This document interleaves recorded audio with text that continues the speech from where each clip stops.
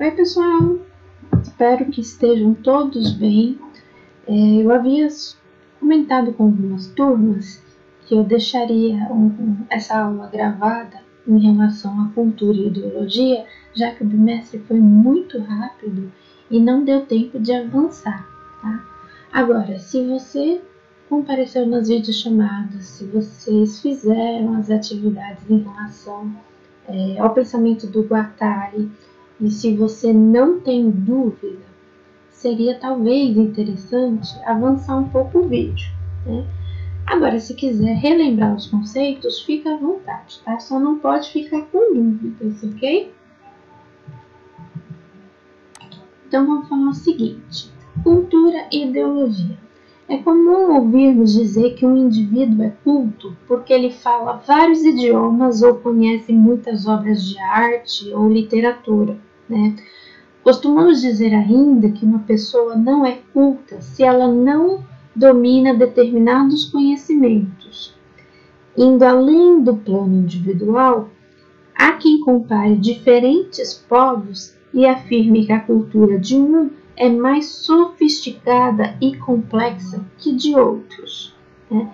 Esse tipo de avaliação ela é baseada na opinião de senso comum, tá? Do senso comum, e comporta elementos ideológicos que nos levam a pensar numa possível superioridade de alguns indivíduos em determinados povos em relação a outras pessoas, tá? A outras civilizações, a outros povos, né? Então, afinal, o que significa cultura e ideologia, termos tão usados no nosso cotidiano? Então, vamos lá. Cultura e ideologia talvez sejam os conceitos mais amplos das ciências sociais, com diferentes definições, né? Então, ao longo destes slides, eu vou apresentar para vocês alguns pensamentos de sociólogos no decorrer dos anos em relação a esses dois termos, tá? E o primeiro deles que nós vamos falar é do Félix Guattari. Então, o Guattari ele reuniu 3 significados para a cultura. Então, a cultura de valor, né, é o sentido mais antigo e aparece claramente na ideia de cultivar o espírito. É o que permite estabelecer a diferença entre quem tem cultura e quem não tem, ou determinar se um indivíduo pertence a um meio culto ou inculto, definindo um julgamento de valor sobre essa situação. Nesse grupo, inclui-se um termo para identificar, por exemplo, quem tem cultura clássica, artística ou científica, tá? Então, é uma coisa relacionada ao juízo de valor, é você atribuir um juízo de valor em relação à cultura do outro, tá? Cultura, alma coletiva, que é um sinônimo de civilização. Nesse tipo de cultura, ela vai expressar a ideia de que todas as pessoas, grupos e povos têm cultura e identidade cultural. Nesse conceito, nessa acepção, a gente pode falar, por exemplo, da cultura negra, da cultura chinesa, da cultura marginal, né? Tal expressão presta os mais diversos usos para aqueles que querem dar um sentido para a ação de um grupo aos quais eles pertencem, com a intenção de caracterizar e identificá-los, tá? Então, por exemplo, nessa imagem nós temos a Carvalhada em Pirinópolis, que eles carregam o quê? Uma marca da sua identidade cultural, que são esses apetrechos, tá? Cultura mercadoria. Então, a cultura mercadoria ela é diferente das outras duas que eu apresentei. Por quê? Porque ela não engloba um juízo de valor como na primeira e também não tem um território delimitado como na segunda, né? Um território específico, né? Então, por exemplo, a cultura negra, tá? Então, delimitação, Tá? Essa é a ideia, né? Então, quando a gente está falando de cultura mercadoria, nós estamos falando de uma cultura que compreende bens e equipamentos, como centros culturais, né, os cinemas, as bibliotecas, as pessoas que irão trabalhar nesses estabelecimentos, os conceitos teóricos e ideológicos dos produtos, né, como filme, disco, livros, tá, que estão à disposição de quem quer e quem puder comprá-los, né? Então eles estão disponíveis no mercado e você vai escolher se você quer consumir ou não esse tipo de cultura, né? As três concepções de cultura, elas vão estar muito presentes no nosso dia a dia, marcando sempre uma diferença bastante clara entre as pessoas, tá? No sentido mais elitista mesmo, gente.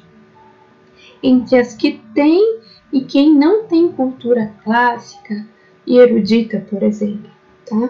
Então, seja no sentido de identificação com algum grupo específico, seja ainda em relação à possibilidade de consumir bens, né? Todas essas concepções trazem uma carga valorativa, dividindo indivíduos, grupos e povos entre quem os tem e quem não tem cultura, ou mesmo entre quem tem uma cultura superior e uma cultura inferior, tá? Então é isso que o Guattari ele está trazendo para a gente, tá? Eu deixei até um texto nas salas de vocês explicando o que é cada um. Algumas turmas fizeram até atividade. Então vamos ver como é que funciona a cultura dentro da antropologia, né? Então, o conceito de cultura, ele é muito vinculado ao estudo do homem, tá? A antropologia, né? Como se fosse algo específico dessa área de conhecimento. Então, os antropólogos, eles partem de uma visão universalista, né, para uma visão particularista deste conceito, tá? Então, do universal para o particular. Tá? Essa é a ideia que vocês devem ter na mente de vocês, tá? O Taylor é o primeiro que está aparecendo aqui, ele vai falar que a cultura é o conjunto complexo de conhecimentos, crença, arte, moral e direito, além de costumes, hábitos adquiridos pelos indivíduos em uma sociedade. Tá? Então, essa é uma ideia muito universal que ele está trazendo. Tá? Então, ele é o primeiro a propor essa ideia de universalidade. Tá? Então, o que ele vai fazer? Ele está buscando procurar a expressão da totalidade da vida humana, então uma cultura que seja o quê? Universal. Tá? Discordando com essa visão universalista, nós temos o alemão Franz Boll. Tá? Ele pesquisou as diferentes formas culturais e demonstrou que as diferenças entre os grupos e sociedades humanas, elas são culturais e não biológicas. Tá? Então, por isso, ele vai recusar qualquer generalização que não vai poder ser demonstrada por meio de uma pesquisa concreta. Então, a visão dele é o quê? Particularista, tá? Nós vamos ter ainda esse inglês, que eu não sei, nem me atrevo a pronunciar o nome, né, dizendo que para fazer uma análise objetiva era necessário examinar as culturas em seu estado atual, sem preocupações com a sua origem. Então, assim, na visão dele, as sociedades concebiam as culturas como sistemas funcionais e equilibrados, formados por elementos interdependentes que lhe davam características próprias, principalmente no tocante às necessidades básicas, né, como alimento, proteção, reprodução. Né? Então, por ser interdependentes, Esses elementos não poderiam ser examinados isoladamente, tá? E aí a gente tem duas outras antropólogas importantes. Por quê? Porque ela vai sair dessa visão universalista, né, indo ainda mais para esse campo da particularidade, mas elas também estão observando o quê? A personalidade. Então é um conjunto que elas estão fazendo, outro tipo de observação que vai levar em conta o quê? A construção da personalidade, né, dos indivíduos daquele grupo, daquela sociedade. Então, nós vamos ter a Ruth Benedict e a Margaret Mead procurando investigar essas relações, tá? E aí a gente precisa pontuar aqui duas coisas importantes. Primeiro, que a Ruth ela está utilizando para observar em sociedade, em características grupais, dois tipos de pessoas que o Nietzsche, na filosofia, já tinha identificado. O que ela está querendo fazer é observar em sociedade e ver como isso molda a personalidade. Então, quais são essa postura, né, essa identificação, né? Lembrando que ela está observando extremidades, tá? Então, são dois extremos, ok? Então, ela vai desenvolver um conceito chamado de padrão cultural, tá? Onde ela vai destacar a prevalência de uma homogeneidade e da coerência de cada cultura. Então, ela identifica dois tipos de indivíduo predominante nas sociedades, que são esses indivíduos, o apolínico e o dionisíaco, tá? Então, o apolíneo ele é representado por indivíduos conformistas, tranquilos, solidários, respeitadores, comedidos, né? Principalmente na expressão dos seus sentimentos, né? Já os dionisíacos, eles são ambiciosos, agressivos, individualistas, com uma tendência ao exagero afetivo, tá? E de acordo com ela, lembra que eu falei que são extremos? Ainda existe um tipo intermediário que vai mesclar algumas características do Apolo e do Dionísio, tá? Então, são indivíduos que têm elementos dos dois, tá? No meio, intermediando esses dois pontos extremos, ok? E aí, a gente tem a Margaret Mead, né, que ela vai investigar como os indivíduos recebiam os elementos de sua cultura e a maneira como isso formava a sua personalidade, né? Suas pesquisas, elas têm como objetivo, na verdade, objetivo não, elas têm como objeto de investigação, né, as condições de socialização da personalidade feminina e masculina. Então, ela foi para Nova Guiné investigar 3 grupos, tá? Então, ela investigou os Arapeches, o Mundurucus e os Xambulis, né? E ela vai anotar e publicar os seus achados referente a cada um desses grupos, tá? Então, quando ela chega no grupo dos Arapeches, ela percebe que não há uma diferenciação entre homens e mulheres, pois ambos eles eram educados para serem dóceis, sensíveis e para servirem aos outros, tá? E aí ela observa que nesse grupo dos Mundurucus, por exemplo, reparem que nessa imagem é um objeto decorativo, tá? E nesse grupo eles não vão ter essa diferenciação. Homens e mulheres eles vão ser treinados para serem agressivos, caracterizando-se por uma rivalidade, né, em relação à afeição. Então, todos que chegam lá são rivais. Então, todos na educação precisam saber o quê? Se defender, né? Precisam saber serem agressivos, né? O maior elemento disso é esse objeto decorativo, né? Que talvez você não queira ter um desses em casa, né? E o último grupo que ela vai observar são os chambulis, né?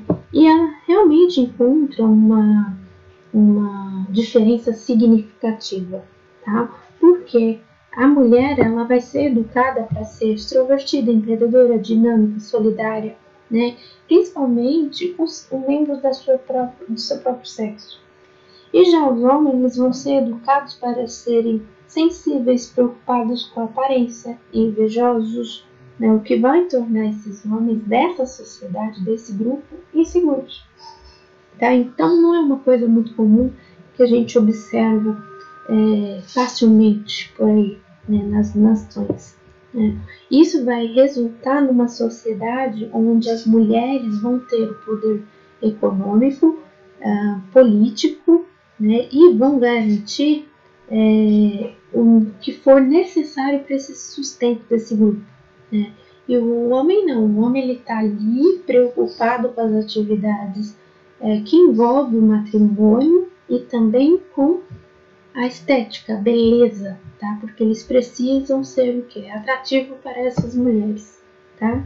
Então, os achados da mídia, né, em relação à diferença das personalidades, ela conclui que não está vinculada a características biológicas, né? Então, como o sexo, mas sim a maneira de como cada sociedade ela vai definir a educação de uma criança, tá?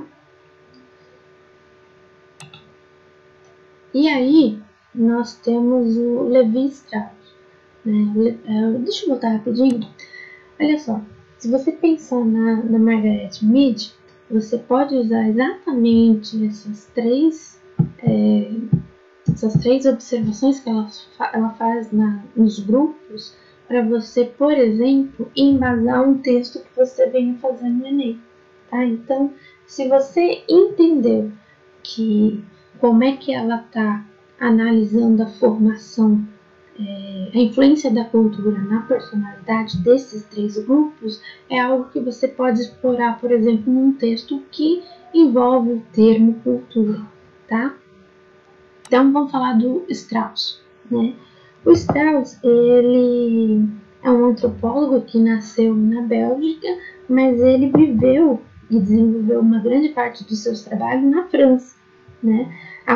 E ele fala que a cultura deve ser considerada como um conjunto de sistemas simbólicos entre os quais se inclui a linguagem, as regras matrimoniais, a arte, a ciência, a religião, as normas econômicas. E esse sistema, eles se relacionam e influenciam a realidade social e física de cada sociedade. Tá? Então, a grande preocupação do Strauss foi analisar o que era comum e constante em todas as sociedades. Tá? Tipo uma regra universal e os elementos que são indispensáveis para ter uma vida social. Tá? Um desses elementos que ele observa é a proibição de incesto. Tá? Então, se você não sabe o que é um incesto, são relações entre irmãos, relações sexuais, tá? Entre irmãos, pais e filhos, tá? Presente em todas as sociedades. Então, nenhuma das sociedades aceita esse tipo de elemento, tá? Nenhuma delas. Né? Então, partindo dessa preocupação, ele desenvolveu amplos estudos sobre os mitos, demonstrando que os elementos essenciais da maioria deles se encontram em todas as sociedades ditas como primitivas.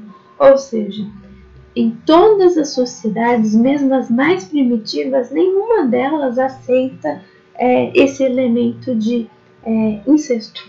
Tá? Então, ele está tentando criar o quê como elemento cultural? regras que são universais. Essa é a preocupação dele. Opa, peraí. Então, vamos falar um pouquinho sobre o etnocentrismo, tá? Então, ter uma visão de mundo, avaliar um determinado assunto sob uma perspectiva, nascer e conviver numa classe social, pertencer a uma etnia, ser homem, ser mulher, são algumas dessas condições que nos levam a pensar no quê? Na diversidade humana, tá? Na cultura, na ideologia e, consequentemente, em algo que nós chamamos de alteridade, tá? Alteridade é um próximo tema que eu vou conversar com vocês, mas um lugar que você observa bem essa questão de alteridade é os reality shows, né? Principalmente o Big Brother. Né? Um filme que eu vou indicar para vocês é o Show de Truman, né? Para vocês assistirem, mas isso é um pouquinho mais para frente, tá? E essa alteridade é o ser humano como ele é, ao mesmo tempo que ele é igual a nós, ele tem as suas particularidades específicas, a sua subjetividade. Ele é igual, mas ele é diferente, tá? Não sei se você está entendendo isso. E quando a gente observa esse igual ao mesmo tempo que é diferente, a gente está diante de uma questão etnocêntrica, tá? Por quê? A gente está assim, ó, uma sociedade ou entre sociedades diferentes, a gente tem lá os seres humanos, cada um vivendo da sua maneira, no seu grupo social, e a gente faz o quê? A gente se depara com algo que a gente não está acostumado, tá? E quando isso acontece, nós temos o quê? Um olhar para esse grupo que a gente pode reagir com um certo desprezo, com uma certa arrogância, tá? E fazendo o que? Comparação com a nossa cultura, tá? Então esse olhar com desprezo, com desdém, acontece principalmente quando você é estranho e estrangeiro, né? Então nós temos isso daqui acontecendo há muito tempo, tá? Então na antiguidade, por exemplo, os romanos eles vão chamar de bárbaro aqueles que não eram da sua cultura, tá? Então no Renascimento, após o contato com culturas diferentes, propiciada pela expansão marítima, os europeus passaram a chamar os povos americanos de selvagem e assim por diante, tá? Então, o conceito de etnocentrismo foi utilizado pela primeira vez, né, para poder designar exatamente essa tendência, né, a tendência à intolerância e preconceito, né, sejam ele cultural, religioso, étnico, político, tá? Assumindo também diferentes expressões na história. Então, nos nossos dias a dia, por exemplo, na ideologia racista da supremacia do branco sobre o negro ou de uma etnia sobre a outra. Manifesta-se também no mundo globalizado a ideia de que a cultura ocidental ela é superior aos povos de outras culturas, né? E esses povos devem assumir essa cultura, modificando as suas crenças e seus valores. Gente, se vocês pararem para pensar na história, quando Alexandre, né, no Império Macedônico, ele expande, né, o seu império, né, suas conquistas, né, o que ele faz? Ele mantém as tradições dos seus povos, né, dos povos conquistados, e incorpora aquela cultura do império, tá? Então, o que ele faz ali? Por ele ter sido aluno do Aristóteles, ele aprende o quê? Que é importante valorizar o quê? O conhecimento, a cultura, tá? Então, é o Alexandre responsável pela grande biblioteca antiga, tá? Então, isso daí é só para poder fazer um adendo com a história, ok? Quando a gente está falando de etnocentrismo, eu vou trocar um pouquinho aqui com vocês. né? A gente está falando de um estranhamento. Esse estranhamento ele gera intolerância e preconceito. Então, vou passar para vocês um vídeo e, como eu não vou saber o que vocês estão pensando, mas você pode se autoavaliar, né? Tipo, se esse vídeo te gera um certo espanto, se você já está acostumada, se você sentiu um certo preconceito, né? Então isso é algo que é seu, eu não vou saber, tá? Mas é algo que você vai poder identificar se você estranhou ou não, né? Quando você tem esse estranhamento, já é algo que se relaciona com etnocentrismo, tá? Vai depender se esse estranhamento vai te gerar uma intolerância em relação à cultura ou em um preconceito, tá? Agora, se você não conhece, se você busca conhecer, você aceita que existe outra cultura, então você tá o quê? Valorizando a outra cultura, aprendendo, sabe? Esse tipo de coisa. Tá? Então, eu vou passar aqui para vocês, espero que dê certo. E cadê esse aqui? Então, olha só.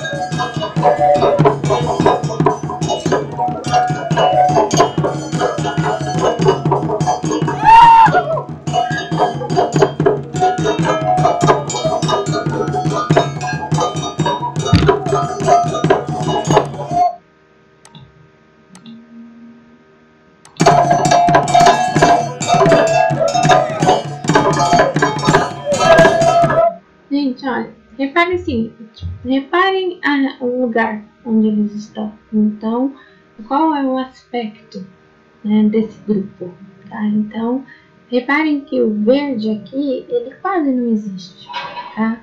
Reparem também que são povos de uma etnia negra, né? Então, são povos negros, né? Quando nós estamos falando de cultura, isso daqui é extremamente normal e permitido, tá? Por quê? Porque máscaras, né, em algumas culturas, significa que você quer espantar más energias, más influências, tá? Então isso daqui acaba sendo um ritual ritual religioso. E quando a gente está falando de dança, tá? Reparem que eles estão dançando, eles estão dentro de um rito, tá? Totalmente permitido e aceitável no quê? Nessa sociedade, tá? Então, se você reage com um certo preconceito, começa a julgar, atribuindo um valor a essa cultura, talvez você já esteja fazendo o quê?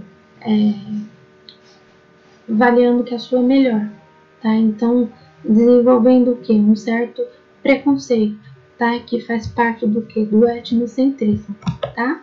Eu não sei se essa ideia ficou clara, mas seria essa ideia de preconceito cultural. Tá? Então, por se tratar de um vídeo que eu coloquei, que é a respeito da máscara e envolve todo um pensamento religioso, pode ser que talvez você possa ter desenvolvido um preconceito com essa civilização que eu acho que é africana, tá? Então, a gente vai falar um pouquinho sobre trocas culturais e culturas híbridas. Então, quando a gente está falando em trocas culturais e até mesmo em culturas híbridas, a gente tem que pensar que a gente vive hoje num mundo globalizado, tá? Então, ele é invadido o tempo todo por informações de diversos lugares do mundo. Então, se acontecer alguma coisa agora nos Estados Unidos, né, em poucos minutos estará na televisão ou nas redes sociais. Essa globalização permite o quê? Que nós recebemos a influência de todos os lugares do mundo, tá? Então, a gente pode fazer uma pergunta: até que ponto a cultura ela é de fato pura? Então, até que ponto chegou o processo de mundialização dentro de uma cultura? E pensando nisso, esse argentino, Néstor Garcia Cancini, acho que é isso, né? Ele vai escrever um livro chamado de Cultura Híbridas, né? O que ele faz? Ele lança um olhar sobre a história e ele declara que até o século XIX as relações culturais ocorriam entre grupos próximos, né? Familiares, vizinhos, com pouco contato externo, tá? Então, os padrões culturais resultavam de uma transmissão que era eles resultavam de uma tradição e sua transmissão era oralmente ou por meio de registros em livros. Só que, gente, nessa época a gente não tem uma biblioteca pública ou até mesmo escolares, né? Então, era algo que era mais raro, né? Então, essas anotações, esse acesso à cultura, ele era muito restrito, né? Então, os valores nacionais, eles eram quase que uma abstração. Praticamente não havia essa consciência de uma escala tão ampla, né, de registrar a sua cultura, tá? O que muda no século XX, né? Porque no final do século XIX e início do século XX vai desenvolver o quê? Os meios de transporte, o correio, a telefonia, o rádio, o cinema, tá? Então, isso vai permitir o quê? Essa troca, tá? Essa aproximação de outras culturas, né? Esse acesso nosso a essas outras culturas, né? As pessoas vão passar a ter um contato, né, com diferentes situações, né, de outras culturas. Essas trocas culturais, elas vão ser efetivas, né? Elas vão ser efetivadas a partir do momento que a gente vai criar uma referência sobre o que foi passado, o que é presente e o que será o futuro, tá? Então, a cultura nacional passou a ter uma determinada constituição de valores e bens culturais de vários povos e países que cruzaram-se com a consequente ampliação das influências recíprocas. Gente, trocas, estou falando de trocas, tá? Então, no decorrer do século XX, com o desenvolvimento das tecnologias de comunicação, cinema, rádio, TV, internet, essas trocas, esses contatos sociais vão passar a não ter apenas um, mas vários pontos de origem, tá? Então, é a partir de 2002 que o mangá e Inuyasha chega no Brasil, tá? Então, quem foi o responsável? Foi a globalização, né? Então, com o processo de globalização, as fronteiras, né, elas caem, né? Então, você passa a consumir tudo de todo mundo, né? Obviamente, vamos pensar na internet. A internet acessível à maior parte das casas dos brasileiros, né, foi algo que foi um processo. Tá? O telefone também foi um outro processo. Nós estamos o tempo todo fazendo o quê? Transformando a sociedade. Tá? Então, hoje não temos mais barreira para a gente mandar uma mensagem, por exemplo, para um país. Então você pega seu WhatsApp, tem um número, você escreve a mensagem vai chegar lá. Tá? Então, coisa que nos anos 90, por exemplo, não era possível. Você tinha que escrever uma carta, ir no correio, colocar no selo, esperar dias para poder chegar. Tá? Então, o avanço da globalização, do desenvolvimento das tecnologias, permite que essas fronteiras diminuam. Tá? E isso também afeta a nossa cultura. Tá? Então, ao fundo, provavelmente uma música dos anos 90, que eu não sei ou não se vocês estão escutando, mas eu tô aqui falando e o vizinho tá ali escutando, tá? Então, voltando, essas trocas culturais, elas são feitas em tal quantidade que a gente não sabe mais qual é a origem da cultura, né? Principalmente no que? Nos países dos Estados Unidos e alguns países europeus, né? Formando uma imensa cultura mundial, tá? Então, quando a gente está pensando culturas de países distantes ou de países próximos que mesclam, tá? Essa expressão construindo o quê? Culturas híbridas, né? Que não se pode mais caracterizar como sendo apenas de um país, mas sim de várias partes do mundo e acaba virando uma cultura mundial, tá?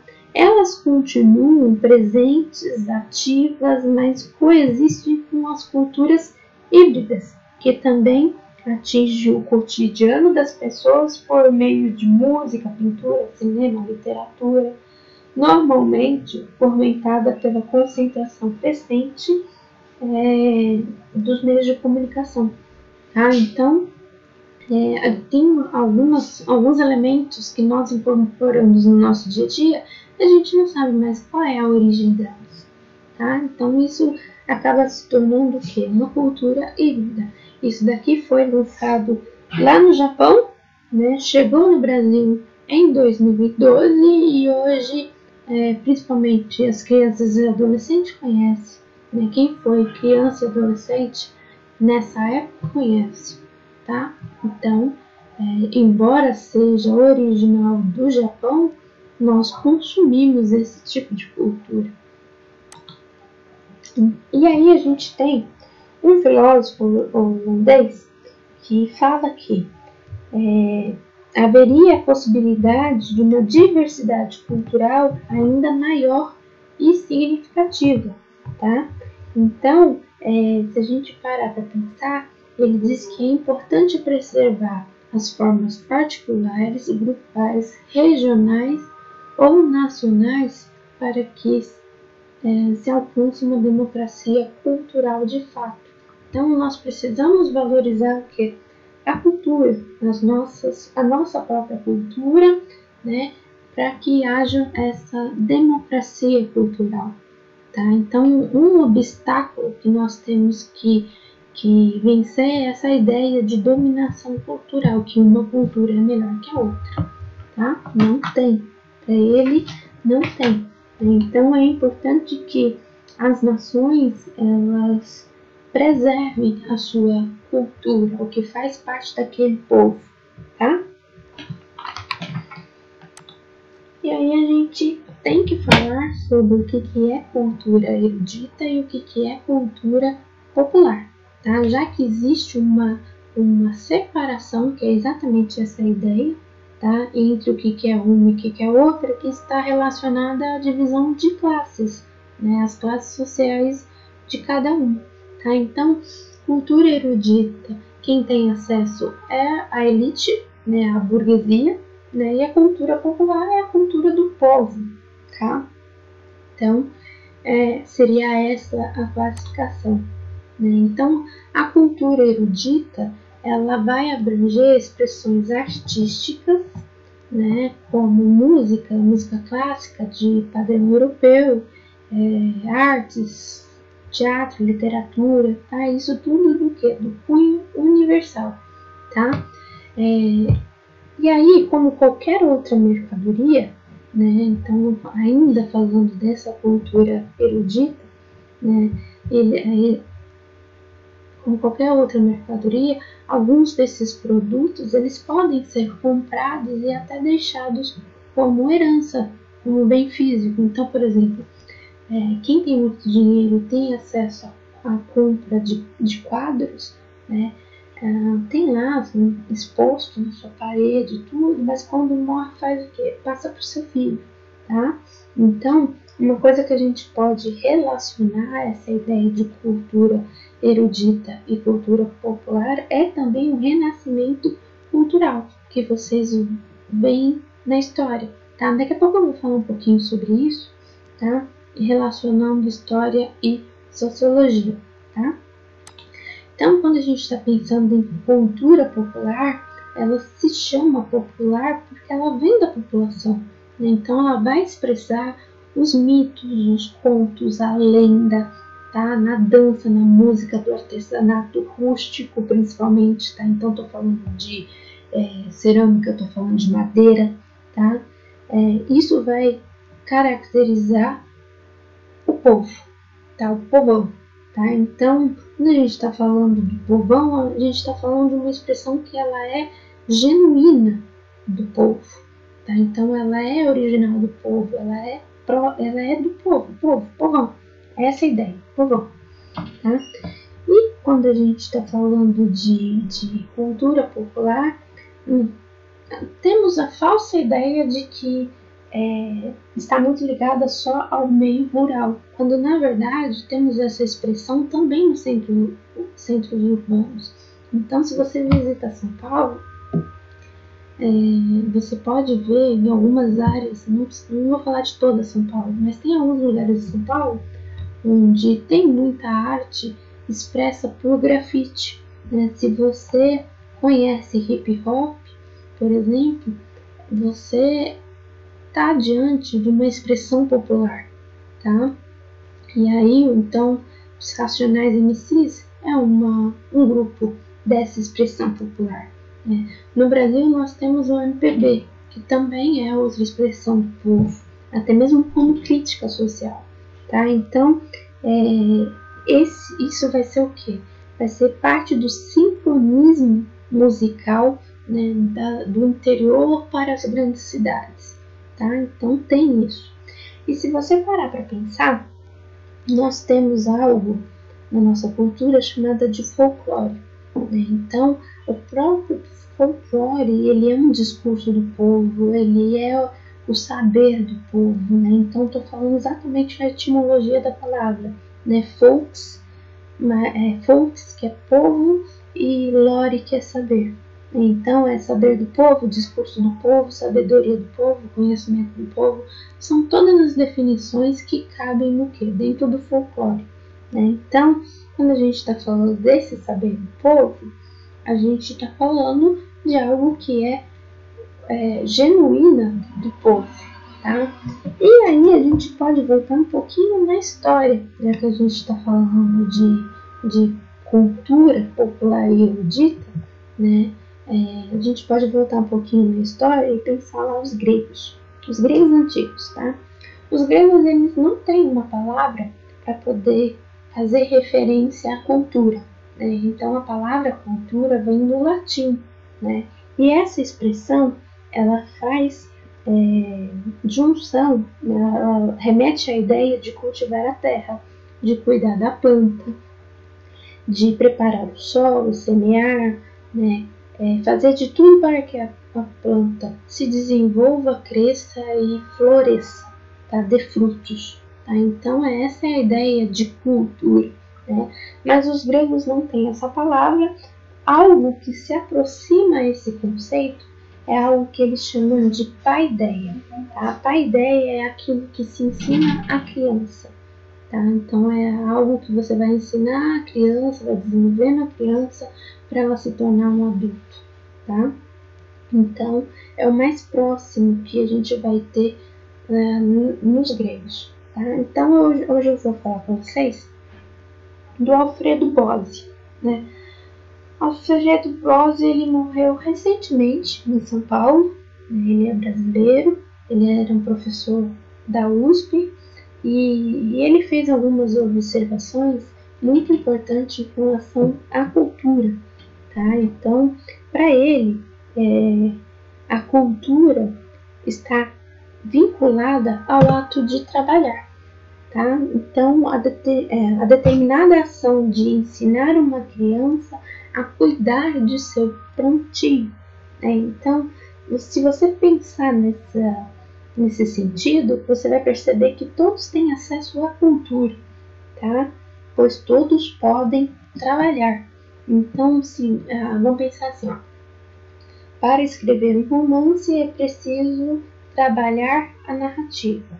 Para fazer uma toalha, a gente precisa do quê? Da renda, né? Uma música, uma mesa de madeira, uma peça de mármore. Para poder fazer uma escultura, a gente precisa do quê? De trabalho, tá? É necessário trabalhar, do labor, tá? Então, o Bozzi, ele vai vincular a ideia de cultura à produção do trabalho. Então, isso vai ser a cultura, tá? Para o Bozzi, tá? Então, a obra, tá? O conjunto da obra, o opus, né? Que vem do verbo operar, né? Então, o processo de criar algo, tá? Esses bens servem para proporcionar prazer e são usados por algumas pessoas para afirmar quem possui cultura, quando na verdade elas são consumidoras dessa cultura, tá? Como uma outra pessoa qualquer, tá? Então, não ter acesso a esses bens não significa não ter cultura, tá? O Bozzi, ele vai chamar a atenção para o fato de que em muitos países, né, existem órgãos públicos que procuram desenvolver ações para preservar a cultura original do seu povo, tá? Com certo receio para que ela resista a algo que a gente conhece como indústria cultural, né? Os produtos culturais são criados em determinadas condições, elas vão passando por remodelações, né, e contínuas, tá? Essas remodelações são contínuas, e como ocorre em festa, com a música, com a dança, artesanato, enfim, as manifestações como um todo, tá? Nesse sentido, é necessário a gente pensar o quê? Que analisar uma cultura é necessário analisar uma cultura como um processo, o ato de trabalhar no tempo que não se extingue. É aquela ideia de que quem criou a cultura já morreu, mas os seus descendentes, né, eles vão fazer o quê? Eles vão trabalhar para que essa cultura resista, tá? Então, é um conjunto de indivíduos com ideias próprias e capacidades criativas que muitas vezes eles vão resistir de maneira silenciosa, principalmente sobre o meio de produção, tá? Então, com seus cantores, com suas festas, tá? Então, para o Bozzi, a cultura é alguma coisa que se faz e não é apenas um produto que se adquire, tá? Então, por isso que não tem sentido para ele comparar uma cultura popular com uma cultura erudita, tá? Quando afirmamos ter uma cultura, quando afirmamos que ter uma cultura significa ser superior e não ter significa ser inferior, utilizamos a condição de posse, tá? Propriedade, tá? De uma cultura, como um elemento de diferenciação social e imposição de uma superioridade que não existe. Isso é ideologia. Então, turminha, eu vou explicar para vocês de outra forma, tá? Então, vamos lá, olha só. Eu passei esse vídeo, né? Eu mostrei para algumas pessoas uma viagem dentro do quê? Dentro da Basílica de São Pedro, tá? A Basílica de São Pedro, ela foi uma construção da época do Renascimento, tá? Renascimento cultural. Lembrando que dentro do Renascimento cultural nós temos a cultura renascentista, nós vamos ter o humanismo, nós vamos ter o renascimento literário, tá? Que ele é importante também, o renascimento artístico, tá? E ainda nós vamos ter como expressão de renascimento o renascimento científico, que a gente está falando da transição da idade do renascimento para a idade moderna, e o renascimento filosófico. Gente, a gente pode atribuir isso também ao renascimento do quê? Ao renascimento comercial, então as expansões marítimas, tá? Então tudo isso faz parte da aula de história e faz parte também do quê? Do contexto do renascimento cultural, tá? Então eu vou falar um pouquinho com vocês disso daqui, tá? Reparem o seguinte, reparem os detalhes.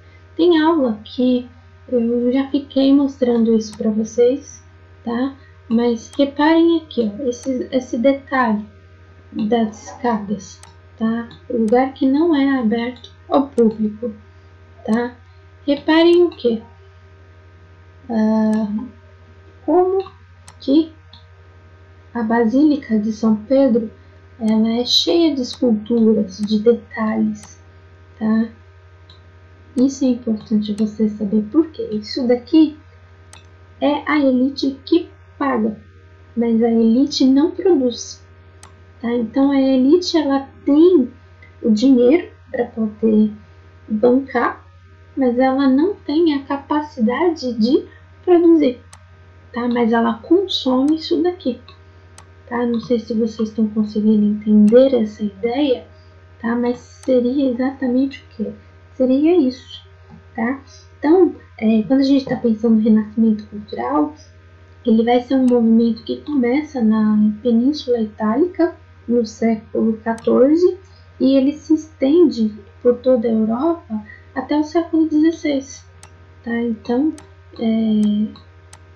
tem esse movimento do que? Esse movimento de artistas, de pensadores renascentistas que vão ter uma nova visão sobre o humanismo, né? O homem, o antropocentrismo, tá?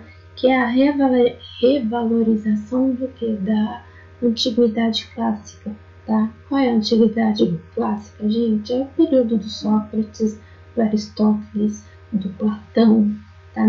Naquela ideia ali, tá? Então, na Idade Média, tá? Nessa transição da Idade Média para a Idade medieval é que nós temos esse renascimento, tá? Então, no fim da Idade Média, a burguesia, outros comerciantes, artesãos, eles vão enriquecer, se tornando o quê? Mecenas, tá? Então, eles vão ser patrocinados e vão patrocinar construções de igrejas, de palácio, tá? Então, eles vão agregar o quê? Esculturas, pinturas, para poder exibir sua prosperidade, seu dinheiro, seu poder, tá? Isso daqui é poder, gente. Isso daqui tem a ver com poder, tá? Então, se você não lembra muito o que foi esse movimento, talvez você conheça de outras matérias alguns nomes que eu vou falar com vocês, tá? Então, ó, peraí, não sei onde eu tô aqui. Eu ainda tô dentro do palácio, eu acho. Mas onde eu tô? Eita. Tá vendo de novo, gente? Então, aqui ainda é a Basílica de São Pedro, mas eu estou perdida, tá? Eu estou perdida onde estou. Então, vem pra cá. Eita. Pronto, tá? Então isso daqui faz parte ainda ali do Vaticano, tá? Da Basílica de São Pedro, tá? Então aqui deve ser uma missa campal, né? Então, quando eu estou falando com vocês de renascimento artístico, a gente está voltando àquela ideia de 300, 400, tá? Então, nós temos como pintores renascentistas, nós temos, peraí, o Leonardo da Vinci, tá? Com a Gioconda, né? Então, a Mona Lisa, ela também é conhecida como Gioconda, tá? Nós vamos ter o Rafael Sanzio, essa é a obra chamada Madonna, né? E o Rafael Sanzio, ele é importante filósofo porque ele retrata a academia, tá? A escola de Platão e Aristóteles, né? Então você já deve ter visto essa pintura, né? Mas o Rafael Sanzio, ele é conhecido por pintar as Madonas. Então aqui é a Madonna com seus 2 filhos, tá? Poderíamos falar também desse carinha aqui, Michelangelo, tá? Então essa obra do Michelangelo, Pietà, tá? Então ela tá exposta exatamente na onde? Na Basílica, tá? Mas eu nunca achei essa obra nesse passeio virtual, né? Mas o Michelangelo, ele tem as suas esculturas lá no Vaticano, tá? Então o Michelangelo, ele é considerado um grande escultor, um grande pintor, né? Ele é gigante no Renascimento, nessa ideia de Renascimento, né? Então, o que ele valoriza? Ele valoriza um homem, tá? Então, essa escultura aqui, que vocês com certeza já viram, é também uma obra do Michelangelo, tá?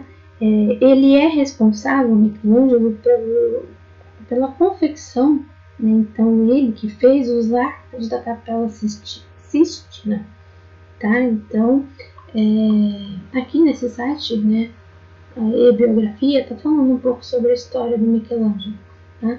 Mas o professor de arte de vocês também deve trabalhar essa ideia com vocês, né? Então, a criação que vocês conhecem com certeza.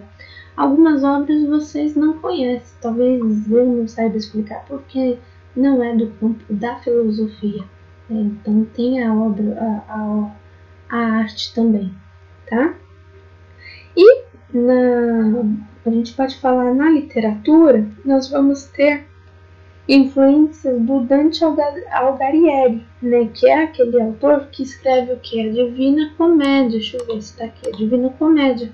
Tá? Então, ele não foi o único renascentista, tá? Mas ele foi importante, porque na sua obra ele faz uma crítica à igreja, tá? Porque a sua obra recebe uma forte influência da era medieval, tá? Então, a literatura, ela vai se organizar utilizando do dialeto toscano, então que eu estou falando é da Itália, né, como matriz da língua italiana para hoje, na modernidade, né, na contemporaneidade, tá? Então, num período chamado de Quinquecento, né, então estou falando da época de 1500, Roma passa a ser o principal centro da arte renascentista, né, e foi onde foi construída a Basílica de São Pedro, né, pelo arquiteto Donato Bramante, tá? Algo que vocês devem ter estudado na literatura. Gente, se vocês quiserem fazer um tour, né, pelo Vaticano, tá? Abra o Google Maps, né, e vai clicando, tá? Coloca a Basílica de São Pedro e vá clicando, tá? Como vocês também podem ir clicando em vários lugares do mundo, tá? E se você tiver gostado e quiser saber mais, você também pode pesquisar. Gente, tudo isso que eu mostrei para vocês, como eu falei, faz parte da cultura de elite, né, da nobreza, dos comerciantes, tudo pagando, né? Eles não estão trabalhando para isso, eles estão pagando, tá? Então, eles também consomem o que? Música. Então nós vamos ter música clássica. Então, a ideia do Mozart, tá? Que vocês podem escutar com mais calma e tentar consumir esse tipo de música. Então, não só o Mozart, mas a gente pode falar do Chopin, podemos citar o Beethoven, né, o Vivaldi, né, muito músico, né, clássico. Tá? Então vocês podem fazer essa pesquisa de vocês. Eu não vou deixar essa música tocar porque são 7 minutos e essa aula já está ficando longa, tá? Mas vocês podem depois escutar com calma isso, tá? Passei para vocês esse vídeo, então a música aqui, né? Então qual que era, tá? O que mais que eu posso passar para vocês? Tem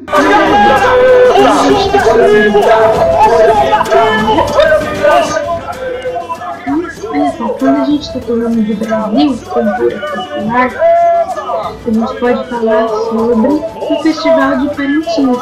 Então isso daqui é da cultura do norte, da cultura do Amazonas. O Festival de Parintins é uma festa muito tradicional lá. Depois, se vocês quiserem fazer uma pesquisa, vocês verificam a história do boi caprichoso e boi garantido. Reparem que não é para você, tá? Mas são dois bois, né, que vão remeter à história do Amazonas, tá? Também não vou mostrar o vídeo inteiro para vocês, porque a aula já está longa, tá? Temos ainda o maracatu.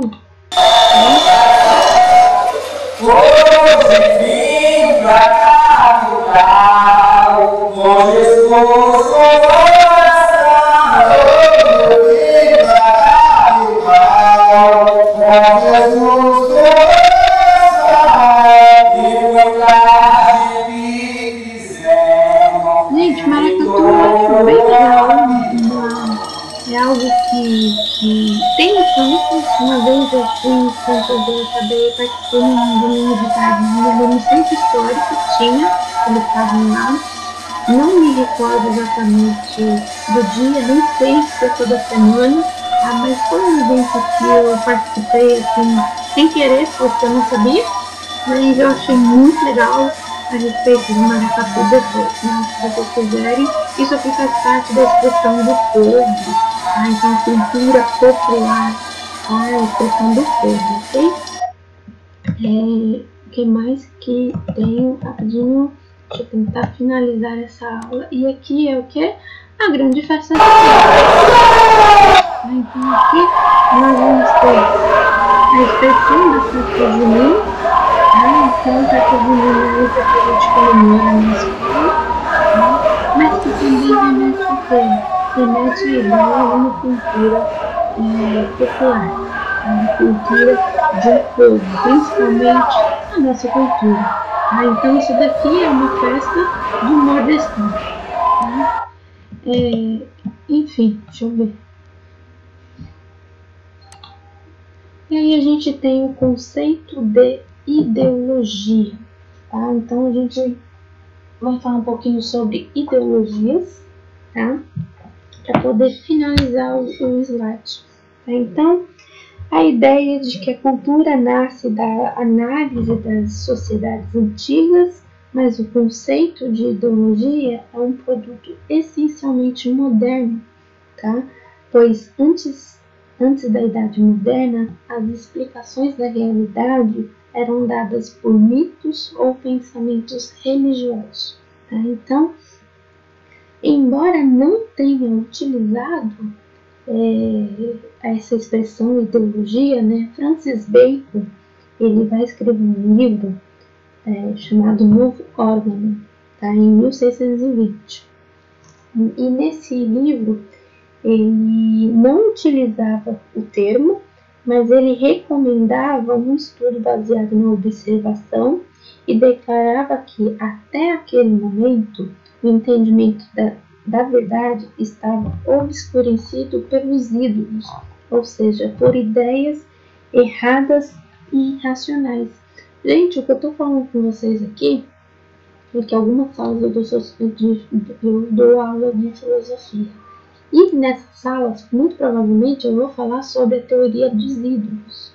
Tá? Mas para salas que eu não leciono filosofia, fica aí uma recomendação. Dá uma pesquisada nessas teorias dos ídolos, porque é bem interessante e vocês vão conseguir identificar algumas personalidades que se encaixam, né, de acordo com essa teoria dos ídolos. Tá?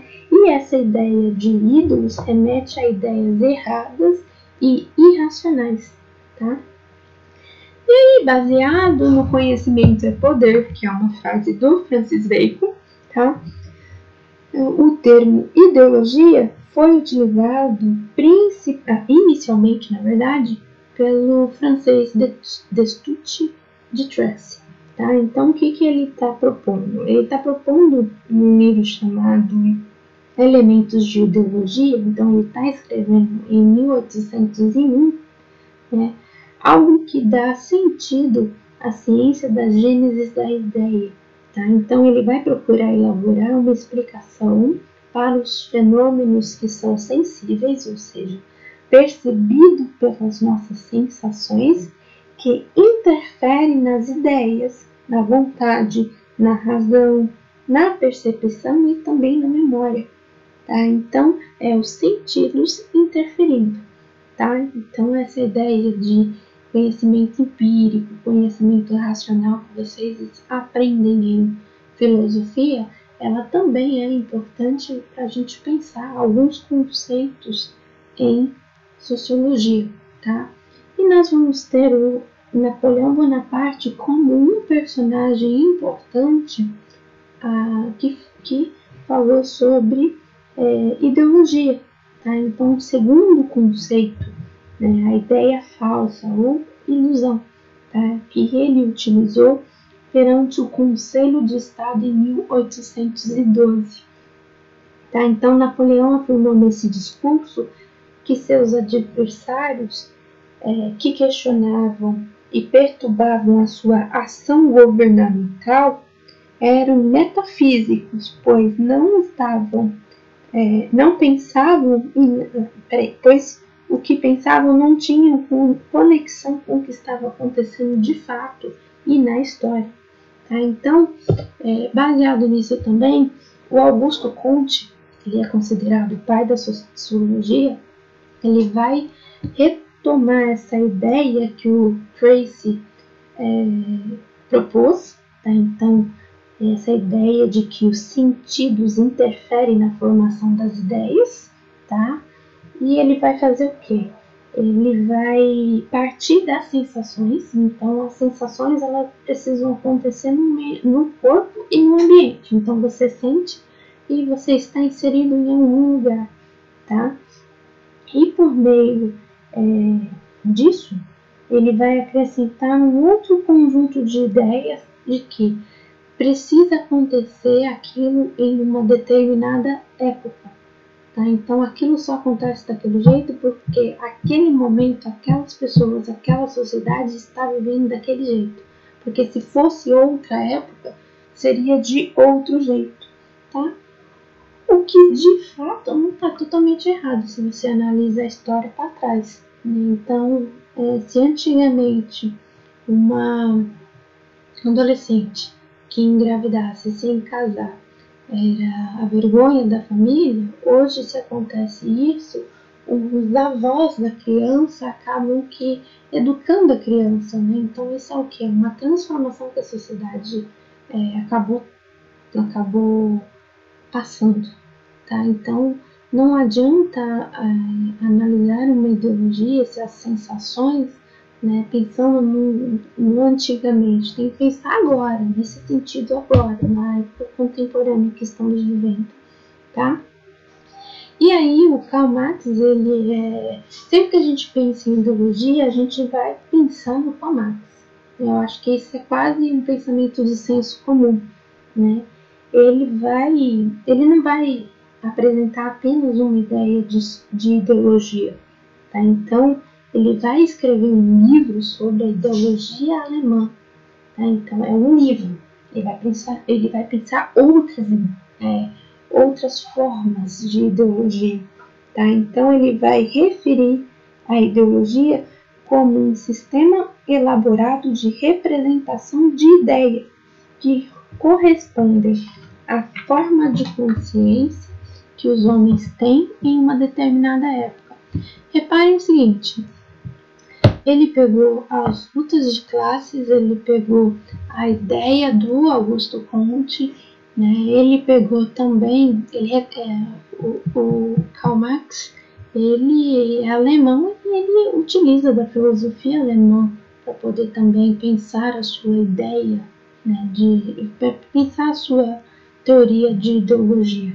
Tá? Então ele vai afirmar que as ideias dominantes em qualquer época são as de quem domina a vida material e, portanto, a vida intelectual. De novo, gente, é aquela ideia de elite e de povo, só que um responsável pela vida intelectual, que seria a elite, que tem acesso a consumir cultura, que tem acesso a pagar para ter cultura, produzir cultura através do seu dinheiro, e com isso eles fazem o quê? Eles também dominam a vida material. Tá? Então é aquela ideia de novo da luta de classe. Tá? E aí, ainda falando sobre o Karl Marx, né, então ele vai desenvolver uma visão de que a ideologia é a inversão da realidade. Tá? Então Marx ele vai afirmar que a existência social ela condicionava consciências dos indivíduos sobre a situação em que vivia. Assim, as ideologias não são meras ilusões e aparência, e muito menos o fundamento da história, mas são a realidade objetiva e atuante. Então, o Marx ele vai escrever nesse mesmo livro uma explicação de que ideologia é resultante da divisão entre o trabalho manual e o trabalho intelectual. Quem tem uma vida intelectual é responsável por orientar a população sobre o que deve ou não fazer. Então, é ela que controla a população como um todo. Tá? Então, é ela que controla a produção manual. O trabalho intelectual sempre vai estar na mão de classes dominantes, né? À medida que pode emancipar-se. Gente, quando eu estou falando emancipar-se, eu estou pensando no sentido kantiano. Tá? Então, aquela ideia de autonomia, né, que o Kant propõe, tá, na sua filosofia. Então, quando eu estou falando de emancipar-se, eu estou falando da realidade concreta, em que foi produzido e transformar em teoria pura. Tá? Também ele vai transformar essa teoria pura em teoria geral para todas as sociedades. Né? Aquela ideia do particular para a universalidade, tá? Sem levar em conta no que? A situação de cada uma. Tá? Então, o Marx, ele vai, tudo para ele vai se resumir em lutas de classe, né? Quem domina e quem é dominado, né? Então, o sonho do oprimido é se tornar opressor. É aquela ideia, assim, tá? Então, se você quiser aprofundar um pouco mais, depois você me avisa que eu te mando uma cópia de um livro para vocês lerem, tá? E aí a gente tem um outro carinha importante, que é o Emile Durkheim. Então, ele vai dizer o seguinte, ele escreve um livro chamado A Regra do Método Sociológico, né? E ele vai falar que os cientistas devem deixar de lado todas as pré-noções, as noções vulgares, as ideias antigas, pré-científicas e as ideias subjetivas. São essas ideias que ele entende por ideologia, o contrário da ciência. Então, se você quer ser um bom cientista, de acordo com o Emile Durkheim, você não pode deixar que a religião influencie, você não pode deixar que os seus valores influenciem nessa sua pesquisa, tá? Você não pode deixar nenhum preconceito seu influenciar na sua visão. Você tem que analisar a coisa do jeito que ela é, tá? Do jeito que você quer investigar, de acordo com as suas perguntas que são filosóficas. Se você deixa qualquer outra coisa, principalmente, acho que o Emile Durkheim aqui, eu vou falar baseado em achismo, tá? Que eu não tenho certeza dessa informação, mas eu acho que o Emile Durkheim aqui, ele deve ter lido exatamente essa ideia de teoria dos ídolos que o Francis Bacon propõe e pensa a ciência exatamente livre daquelas teorias. Tá? Então, livre do ídolo da caverna, livre do ídolo da tribo, tá? Então, para você fazer o que? Ciência, tá? E aí, nós vamos ter esse carinha aqui. Esse carinha, ele é muito importante quando a gente está falando de ideologia, tá? Ele é tão importante quanto todos os outros, talvez até um pouquinho mais, porque hoje em dia, se você vai fazer ciências sociais, quando estamos falando de ideologia, você tem que ler um livro desse cara, não tanto ideologia nesse sentido. Esse cara é mais importante até mesmo que o Karl Marx, tá? Então, quando a gente está falando de ideologia, e ele é mais atual também, tá? Então, para ele, as ideologias são sempre conservadoras, pois elas expressam o pensamento da classe dominante que visa a estabilização da ordem. Então, quanto mais dinheiro você tem e você gera emprego, mais ordem você quer.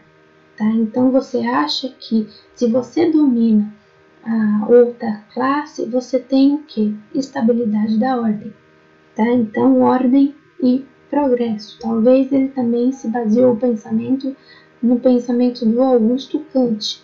Né? Então, nesse sentido de estabilização da ordem. Né? Na ordem leva ao progresso. Tá? E aí, ele vai falar que é uma utopia de pensamento que essa classe oprimida busque uma transformação social. Né? Então, busque o quê? Uma sociedade mais igualitária, mais justa. Tá? Então, isso é uma ideia muito utópica do povo que é dominado, né? De quem não tem dinheiro. Né? É uma igualdade, seria assim, tá? Financeira. Ok? E aí, depois desse sociólogo aqui, vão vir muitos outros pensadores que vão utilizar esses conceitos de ideologia que eu fui apresentando para vocês como referência. Então, a partir desses, vão desenvolver suas próprias teorias, tá? Então, quando a gente está falando que no nosso cotidiano nos relacionamos com pessoas, né, por meio das nossas ações, palavras, sentimentos e elementos, nós estamos manifestando o tempo todo o quê? Elementos de ideologia. Tá?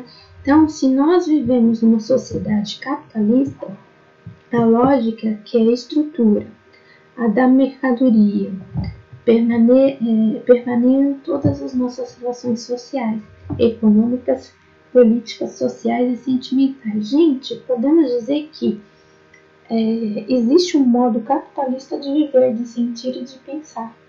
Tá? Então, é essa a ideia que está passando aqui. Tá? Que mais que eu posso falar para vocês? Então, essa expressão, gente, capitalismo é uma ideologia.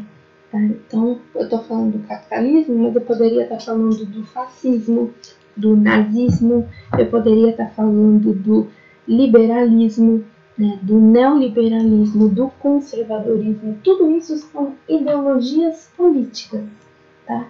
Que é diferente do que? Do tipo de governo. Tá? Então, isso é importante. Tá? E aí, quando a gente está falando dessa sociedade capitalista, nós estamos supondo um discurso que ele é homogêneo, que ele é pretensamente universal, buscando identificar uma realidade social o que as classes dominantes pensam sobre ela, né? Ocultam as contradições existentes, silenciam os discursos dos outros e também silenciam as representações contraditórias. Gente, é aquela ideia assim, vou explicar. Vamos pensar micro, macro, vamos pensar geografia, tá? Estou chamando de micro, né? Vamos pensar escala, cartografia, gente. Vamos pensar cartografia. Quanto maior a escala, né? Quanto menor a escala, mais detalhe você vê, tá? Quanto maior a escala, menos detalhe você vê, tá? Então, por exemplo, Baixada Santista, tá? Então, estou falando de uma região que é pequena, se a gente comparar com o quê? Com o nosso país todo, tá? É pequena. Mas se eu falar que a Baixada Santista está no estado de São Paulo, aumenta um pouquinho. O estado de São Paulo no Brasil, aumenta um pouquinho. Se eu falar que o Brasil está na América do Sul, tá? Então está aumentando. Tá? Reparem que a gente vai aumentando as escalas, tá? E diminuindo o quê? Diminuindo os detalhes, tá? Então, quando a gente está falando de família, por exemplo, que é o nosso primeiro grupo social, nosso primeiro contato, tá? A gente está falando do quê? De um grupo fechado, pequeno, tá? E se a gente falar de família extensa, que é a família que envolve os tios e avós, a gente está aumentando, tá? E minha família não é igual à família de vocês, as minhas condições financeiras não é igual às condições financeiras de vocês, né? O lugar que eu moro não é de fato o mesmo lugar que vocês moram, tá? Então existe uma coordenada geográfica diferente, tá? Então o que ele está falando aqui? Ele está supondo que a ideia do capitalismo é que o capitalismo ele quer esconder que existe desigualdade social, quando na verdade o capitalismo ele também acentua essas desigualdades que não começam agora, que são que tem já um tempo na nossa sociedade, tá? Então, do mesmo jeito que o capitalismo tem pontos importantes, eles também têm os pontos que precisam ser melhorados, que recebam crítica, né? Assim como todas as outras ideologias, gente, eu não vou fazer uma crítica uma à outra, né? Porque todas têm elementos que recebem críticas, tá? Eu estou falando aqui nesse momento porque é uma ideia que quase o mundo inteiro comprou. É uma ideologia, um discurso que quase todo mundo comprou. Tá? Então, a sociedade capitalista é a ideia de que vivemos em uma comunidade sem conflitos e contradições, quando na verdade as contradições elas estão aí, ó, bem na nossa cara, né? Então, existe o pobre, existe o rico, existe gente que mora em comunidade e existe gente que mora em mansões, né? Então, até mesmo a própria geografia, ela vai ser responsável por essas contradições, tá? Por que eu estou falando de geografia? Porque o que serve, né, o nosso clima aqui, o clima é um estudo que leva 30 anos, né? Não sei se vocês lembram, nosso clima aqui é diferente do clima de quem mora perto da linha do Equador, tá? Então, a própria natureza existe essas contradições, né? E essas expressões mais claras, né, envolvem o que? A nação, a religião, um espaço geográfico, tá? Então, tudo isso cria esses conflitos de ideologia, tá? E nós compartilhamos. Né? Então, pode ser que alguém que mora em uma comunidade queira estudar numa grande universidade e alguém que mora num bom lugar também queira as mesmas coisas, tá? Queira estudar naquela mesma faculdade, tá? Então, a pessoa que tem mais condições e a pessoa que não tem muita condição, elas também podem ter os mesmos sonhos, tá? A diferença é como é que a gente vai tornar esse sonho uma realidade. Né? Nós vamos ter mais pedras no nosso caminho ou nós temos alguém que pode nos proporcionar isso? Tá? Então é essa visão que vai ficando vai ficando... eu esqueci, gente. Vai ficando mais clara, né? Então essas diferenças sociais, econômicas e culturais e até mesmo os conflitos das classes, elas vão enfatizando uma unidade que não existe, tá? Então, um exemplo disso é a atribuição de determinadas características a toda uma região que tem o seu interior uma diversidade muito grande, tá? Então, existem outras formas ideológicas que são desenvolvidas sem muito alarde e permaneiam no nosso cotidiano, tá? Uma delas é a felicidade. Então, a felicidade é uma ideologia e você pode achar que a felicidade ela está no amor, num objeto que você quer comprar ou no seu bem-estar existencial e material, num emprego, num reconhecimento, numa vida de blogueirinho, né, ou instagramers.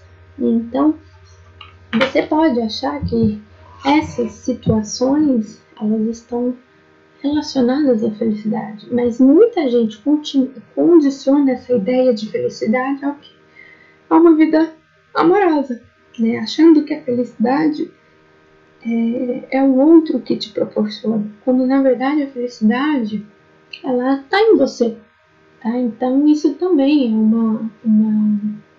uma busca que as pessoas fazem, né? Uma busca ideológica que as pessoas fazem, né? Quem nunca ouviu falar de o amor vence todas as dificuldades, né? Então temos aí um livro, né, que promete a fórmula, né, da felicidade, onde mora a felicidade, uma vida simples, tá? Então é a celebração da felicidade, obscurece a dificuldade que a gente enfrenta no nosso dia a dia, tá? Então a felicidade ela é ideológica, tá? E talvez a maior